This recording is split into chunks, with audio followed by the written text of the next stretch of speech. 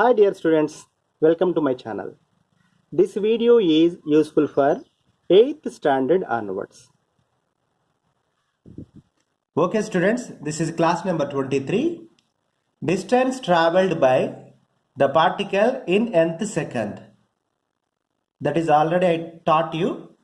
SNTH. Distance travelled by the particle in nth second equal to U plus A into n minus half. Now we will do this formula for the case of freely falling body. Okay. For freely falling body, how it changes? Since it is freely falling, initial velocity u equal to 0. A is acceleration, no? Acceleration due to gravity downward. That is why it is minus g. The distance also, it is traveling downward, no? That's why I am taking this is minus s nth. Okay? Now finally, how formula it will become minus s n th equal to 0 minus g into n minus half. Okay?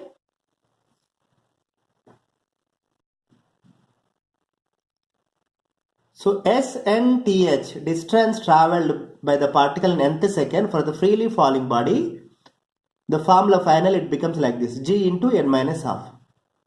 Okay? Now we will check for each second.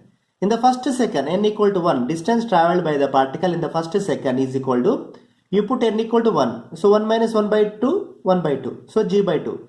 G is acceleration due to gravity, no? I am taking 10. So 10 by 2 is 5 meter.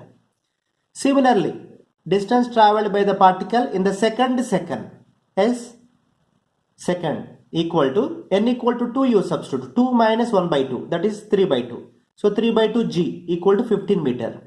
Similarly, n equal to 3 second. So distance travelled by the particle in the third second is 5 by 2 g equal to 25 meter. What is the beauty? Same thing, the difference between this and this, 15 minus 5, 10 meter. 25 minus 15, 10 meter.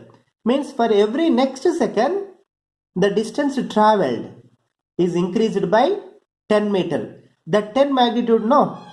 That is equal to acceleration due to gravity. You got it, no?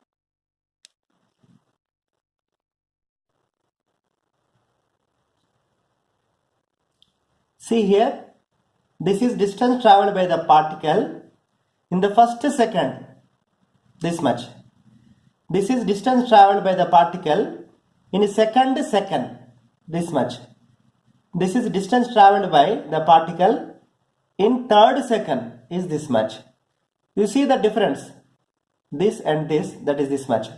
That is equal to g. You take only magnitude. Okay, magnitude of g is 10. This also, this minus this is g, that is 10. Okay, the beauty is this distance travelled in 1 second only. This distance travelled in 1 second only. This distance is travelled in 1 second only. But this distance is keep on increasing because of gravity, because of acceleration due to gravity in this problem. Okay, you got it, no?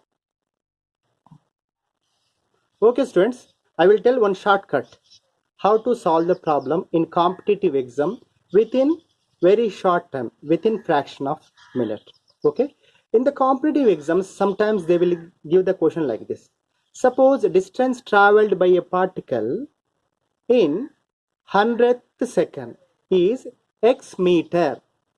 What is the distance travelled by the particle in 101th second? The answer is very simple.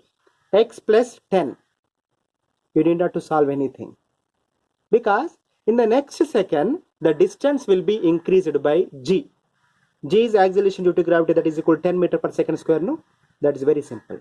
So this technique you can use to solve the problem in the competitive exams. Okay? Okay students, we will solve one problem based on this concept. Problem number 1. Distance travelled by a freely falling particle in 10th second is 95 meter. Find the distance travelled by same particle in 11th second. Take g is equal to 10 meter per second square. This problem we can solve directly. We know the logic, no? Without using the formula we can solve. Okay? What is that? In the 11th second, 10th second is given, no? 10th second how much? 95 meter. In the 11th second, that is the next to 10th, no? So it will be increased by 10. Simply the answer is this 95 meter plus 10 equal to 105 meter. Agree? This we will check whether it is correct or not by using the formula. Okay?